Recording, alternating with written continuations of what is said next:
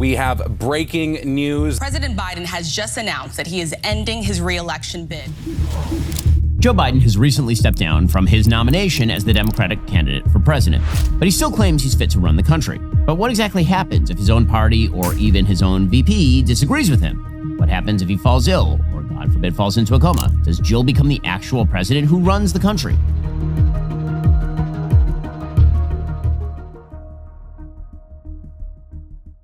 The need for a clear line of presidential succession became evident early in American history. The original Constitution was vague at best about what would happen if the president died, resigned, or became incapacitated. This ambiguity was first tested in 1841, when President William Henry Harrison died just a month into his term. Vice President John Tyler boldly declared himself the new president, setting a precedent known as the Tyler precedent. Further issues arose with President Woodrow Wilson's incapacitation due to a stroke in 1919. Wilson's wife and doctor kept his condition secret, effectively leaving the nation without a functioning president. The need for a formal process became even more urgent during the Cold War era, particularly after President Dwight D. Eisenhower suffered a heart attack and a stroke in the 1950s. Eisenhower made informal arrangements with Vice President Richard Nixon, but these were not legally binding. The assassination of President John F. Kennedy in 1963 brought the issue to the forefront. Vice President Lyndon B. Johnson had health concerns. The next in line were elderly congressional leaders, making the situation even more precarious. Senator Birch Bayh led the effort to draft the 25th Amendment, which was introduced to Congress in 1965 and ratified on February 10, 1967. The 25th Amendment has 4 sections. Section 1, if the president dies, resigns, or is removed from office, the vice president becomes the president. Section 2, if there's a vacancy in the vice presidency, the president nominates a new vice president who must be confirmed by a majority vote of both houses of Congress. Section 3, the president can voluntarily transfer power to the vice president by notifying both the Senate and the House. The vice president becomes acting president until the president declares that he or she is able to resume his or her duties. Section 4, the vice president and a majority of the cabinet can declare the president unable to discharge his or her duties, making the vice president the acting president. The president can challenge this declaration. Congress must decide the issue with a 2/3 vote within 21 days. The 25th Amendment has been invoked several times. In 1973, the 25th Amendment was invoked for the first time under dramatic and unprecedented circumstances, catalyzed by the resignation of Vice President Spiro Agnew. Agnew resigned on October 10, 1973, after being charged with accepting bribes and committing tax fraud during his tenure as governor of Maryland and vice president. This resignation came amidst the already tense political climate of Watergate, which was engulfing President Nixon's administration. The 25th Amendment's Section 2 was then employed to fill the vice presidential vacancy. President Nixon nominated Gerald Ford, then the House Minority Leader, as Agnew's replacement.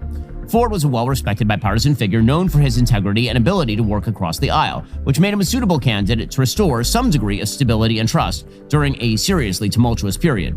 Ford's nomination was significant, as it marked the first time in American history the vice president was appointed rather than elected, highlighting the practical importance of the 25th Amendment. Ford's nomination required confirmation by both houses of Congress, a process that underscored the constitutional checks and balances envisioned by the amendment. The House of Representatives confirmed Ford by a vote of 387 to 35 on December 6, 1973. The Senate had already confirmed him earlier by a vote of 92 to 3. Ford's confirmation was a testament to his bipartisan appeal and the urgency of filling the VP vacancy during a period of national crisis. This use of the 25th Amendment set a precedent for its future application. This event paved the way for Gerald Ford eventually ascending to the presidency in August 1974, following Nixon's resignation, further cementing the importance of the 25th Amendment in the continuity of executive power. We'll get to more on that in one moment. First, we're quickly approaching the 1-year anniversary of the horrific Hamas attacks on Israel. Still, the Holy Land continues to be attacked on multiple fronts. Deadly threats are increasing in northern Israel. Constant rocket attacks from Hezbollah have been fired at Israel, causing widespread damage, raging wildfires, destroying precious farmland. 12 Druze kids killed just the other day. Anti-Semitic, anti-Israel incidents and attacks continue worldwide. Since the war started, the International Fellowship of Christians and Jews has been on the forefront in Israel, addressing the needs of the most vulnerable. That's why I'm partnering with IFCJ today. Your life-saving donation will help provide emergency food as well as critical security needs like flak jackets, firefighting equipment, armored vehicles, bomb shelters, and more. We're looking for 500 listeners to join me by donating $100 to meet these urgent security needs. Thanks to a generous IFCJ supporter, your gift will be matched, doubling your impact in the Holy Land. To give to IFCJ, visit benforthefellowship.org. Again, that's benforthefellowship.org. It's an amazing cause, difficult time in the Holy Land. Give and give generously. Visit benforthefellowship.org. Again, that's benforthefellowship.org. God bless and thank you. The 25th Amendment was also invoked in 1985 during President Ronald Reagan's tenure, marking a significant moment.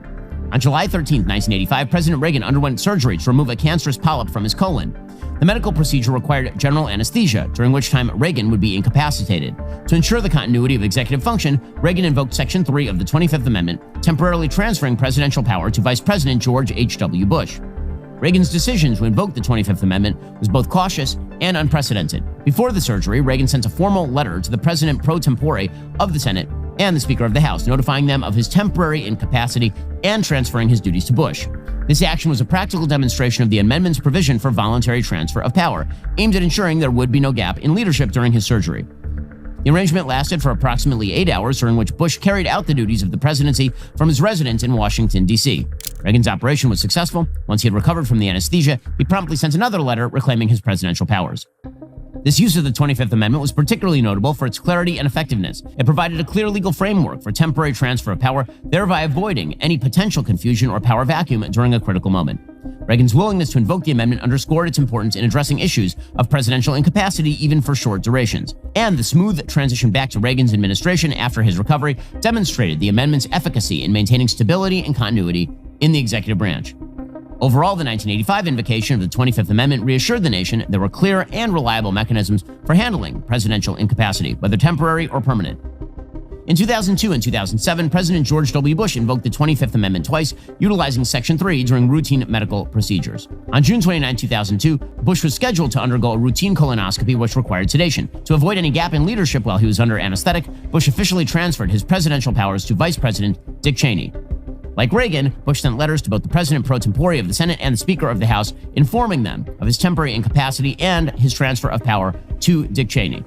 The procedure was brief. Cheney acted as president for approximately 2 hours, from 7:09 a.m. to 9:24 a.m. After the procedure, Bush reclaimed his presidential powers by letter.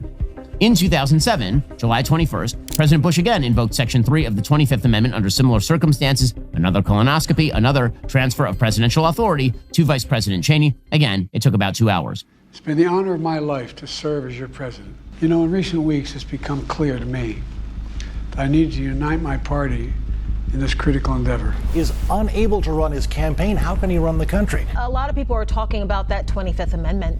If Joe Biden were to become incapacitated or to fall into a coma, the 25th Amendment provides a structured process to ensure continuity of executive leadership. If the president is aware of an impending incapacitation, like, a colonoscopy, he can invoke Section 3. The section allows the president to voluntarily transfer power to the VP by sending that written declaration to the President pro tem of the Senate and the Speaker of the House, stating they're unable to discharge the powers and duties of the office. Kamala Harris would then assume the role of acting president.